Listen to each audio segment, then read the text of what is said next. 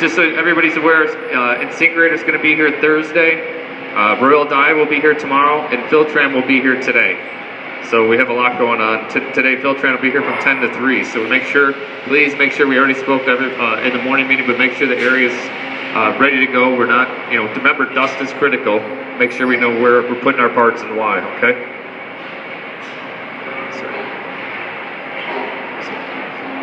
All right, so talking about bumper work. So to get away from what they were doing to make it better, lean production for pull.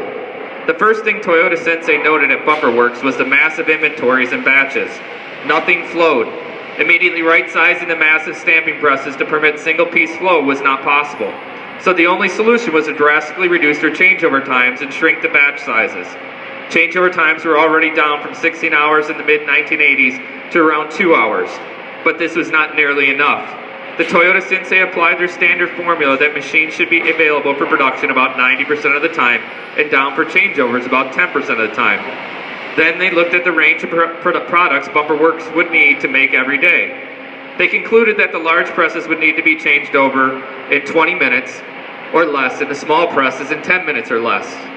Next, the plant was physically reorganized so flat sheets flowed directly from the receiving dock to the blanking machine, which cut the steel into the rectangular shapes just larger than the bumper.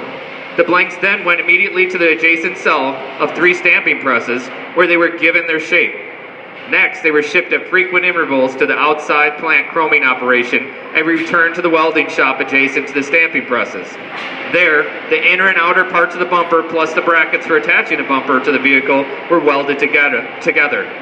Finally, the bumpers went straight to the shipping dock just in time for scheduled shipment, but they flowed only when pulled by the next step. That is, the blanking machine did nothing until it received a signal from the stamping machines, and the stamping machines made nothing until instructed to do so by the welding booth. Each activity pulled the next.